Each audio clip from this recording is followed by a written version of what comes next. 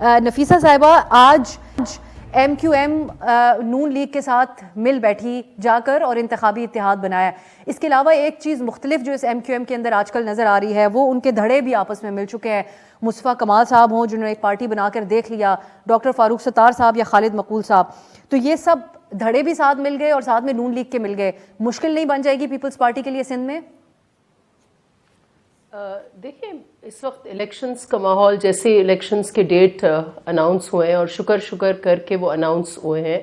And I hope کہ جلد از جلد الیکشن کمیشن جو ہے وہ شیڈیول بھی جاری کرے آفٹر اوبویسلی یہ جو سارا اعتراضات وغیرہ اور اپیلز کے بعد یہ سلسلہ ہوگا. الیکشنز کا موسم آنے کو ہے اور ہر پارٹی کو بالکل کھلی اجازت ہے کہ وہ الائنسز کرے، لیکن جیسے پہلے بارہا یہ ہم کہتے رہے ہیں کہ یہ امپریشن دینا کہ کوئی کنگز پارٹی ہے یا کوئی فیوریٹ پارٹی کا گروپ بن رہا ہے، یہ امپریشن جو ہے انفارچونیٹلی جو وہ پارٹی جو ووٹ کو عزت دو کے نعرے لگاتی تھی، یہ کنگز پارٹی کا جو ہے ایک تاثر یہ اس پارٹی کی طرف جا رہا ہے. اور اس وقت آف کورس الائنسز وہ بنائیں، لیکن یہ جو ایک ایسی فضا بنی ہے کہ کوئی فیورٹس ہیں، یہ تاثر جو ہے یہ الیکشنز کے لیے بہت غلط ہوگا. اور پرٹیکولرلی دوسرا تاثر جو غلط ہوگا وہ یہ ہے کہ آپ کسی بھی جماعت کو گیم سے باہر اگر رکھنے کی اور وہ فرمائشی پروگرام کنگز پارٹی کی طرف سے ہو تو اس میں الیکشنز کے اوپر جو ہے وہ دھند آ جائے گی، اور پھر جو ہم چاہتے ہیں کہ سیاسی استحکام کی طرف ملک جائے وہ نہیں جا پائے گا. تو یہ کچھ کوشنز ہیں، ورنہ آف کورس ویلکم ہم کرتے ہیں ایسے الائنسز. بے شک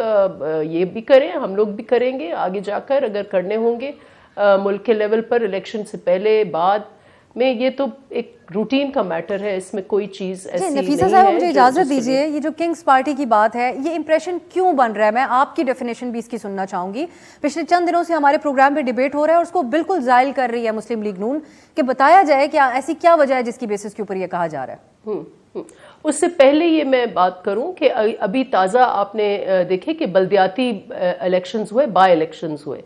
اور پورے سندھ میں بھاری اکثریت سے پیپلز پارٹی جیتی ہے. یہ آپ کو ٹرینڈ بتا رہا ہے کہ ہم جتنے بھی تقریباً بائی الیکشنز رہے ہیں گزشتہ، اس وقت بھی جب دھڑا دھڑ نون لیگ ہارتی جا رہی تھی، پی ٹی آئی کچھ سیٹوں پر جیت، اس وقت بھی پیپلز پارٹی جتنے بھی بائی الیکشنز تھے تقریباً ہم نے